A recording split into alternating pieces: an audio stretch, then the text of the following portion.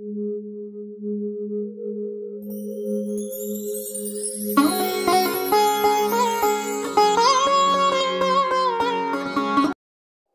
के सभी दर्शकों को नमस्कार, जय श्री कृष्णा, प्रणाम। सास और ससुर के साथ, भावी सास ससुर के साथ कैसे संबंध होंगे, या फिर वर्तमान में यदि आप विवाहित हैं तो आपके संबंध सास ससुर के साथ कैसे हो सकते हैं। एक परीक्षण करिए, देखिए। हम ग्रहों की चाल के बारे में आपके साथ चर्चा करेंगे। जन्म कुंडली में सप्तम से दसम भाव जो होता है वो ससुर का होता है। जन्म कुंडली में जो सप्तम से चतुर्थ भाव यानी दसम भाव होता है वो सास का होता है। स्त्री हो या पुरुष, उसे जातक कहते हैं।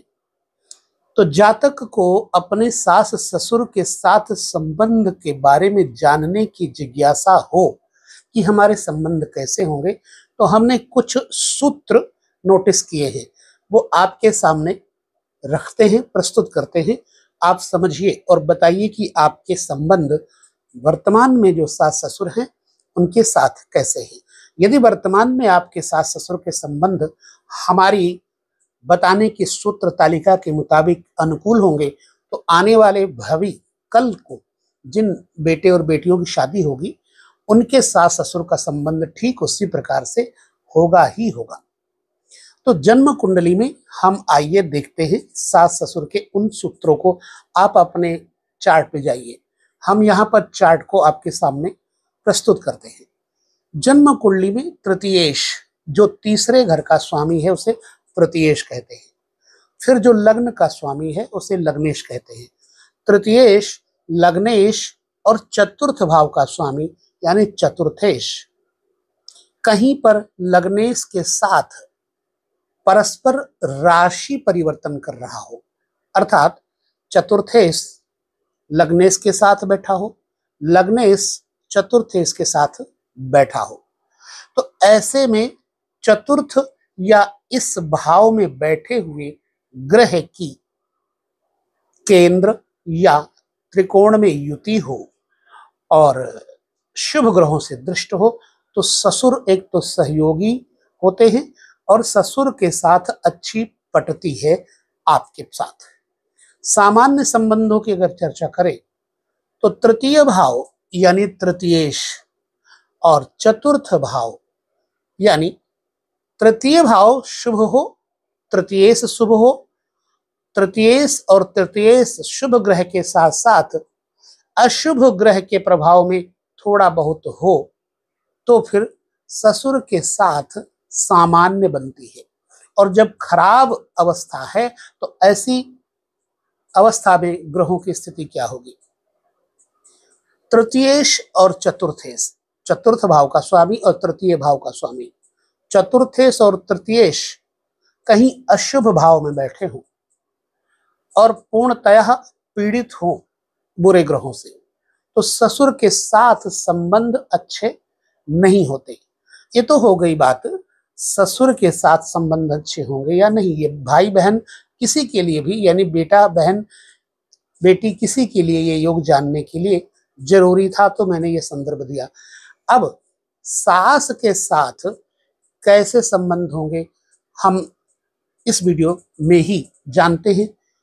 आइए, सप्तम भाव से चतुर्थ भाव यानी दसम भाव सास का होता है, ठीक है। अब उस सास के संबंध के बारे में आप अपने लग्न चार्ट पे आइए और देखिए इस कंडीशन को। तो आप अपने चार्ट में हैं, देखिए आपकी जन्म कुंडली में लग्नेश को, पंचमेश को देखिए। अगर लग्नेश और पंचमेश के संबंध नैसर्गिक रूप से शुभ होंगे, ठीक है, तो उसके आधार पर जातक की सास के साथ संबंधों का जायजा मुआयना किया जा सकता है।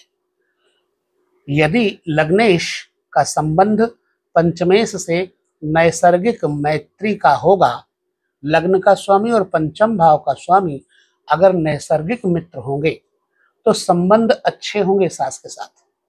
और यदि बुरे हुए तो संबंध अच्छे नहीं होंगे। ठीक है, यहाँ हम चार्ट में देख रहे हैं कि लग्नेश का संबंध पंचमेश से नैसर्गिक रूप से मैत्री का होगा, तो सास के साथ अच्छे विचार मिलेंगे, अच्छे संबंध होंगे। यदि सम होगा, ना बहुत ऊंचा ना नीचा, तो संबंध सामान्य होंगे। और अगर शत्रु संबंध होगा तो खराब संबंध होंगे। यदि लग्नेश और दशमेश के बीच लगन का स्वामी और दशम भाव का स्वामी आपस में राशि परिवर्तन कर रहे हो, लग्न का स्वामी दशम में आ जाए, दशम का स्वामी लग्न में चला जाए, तो सास के साथ दशमेश और लग्नेश के परिवर्तन में भी लाभ होता है। या फिर दशमेश और लग्नेश राशि परिवर्तन करके केंद्र में या फिर त्रिकोण में स्थित होंगे तो शुभ ग्रहों से दृष्ट होंगे, तो सास के साथ संबंध बहुत ही अच्छे होंगे। आपके साथ सास की बनेगी, चाहे आप लेडीज हैं चाहे आप जेंट्स हैं। सामान्य स्थिति में यदि दशम भाव और दशम भाव के स्वामी पर शुभ ग्रहों के साथ साथ कुछ बुरे ग्रहों की दृष्टि पड़ेगी तो सामान्य होंगे। और यदि खराब देखा जाए तो दशमेश अशुभ स्थिति में पूर्णतया हो करके पीड़ित हो, दशमेश पूर्णतया पीड़ित हो, तो सास के साथ संबंध खराब होते हैं। क्योंकि ऐसे कुंडलियों को जानने के लिए जिज्ञासा होती है हमारे दर्शकों में, तो हमने सोचा कि ये छोटा सा विषय जरूर है, लेकिन प्रायः भाई लोग बहनें पूछा करती कि हमारे सास ससुर के साथ संबंध अच्छे होंगे या नहीं। तो इस प्रकार से आपको अपने सास ससुर के संबंधों के बारे में जाना जा सकता है, जैसा कि मैंने चार्ट के अनुसार आपको दिया। वीडियो कैसा लगा, आपके काम का लगा तो हमें जरूर कमेंट करके बताइएगा, ताकि हम आपको और वीडियो बना करके जानकारी दे सकें। धन्यवाद वीडियो देखने के लिए। नमस्कार, जय श्री कृष्ण, प्रणाम।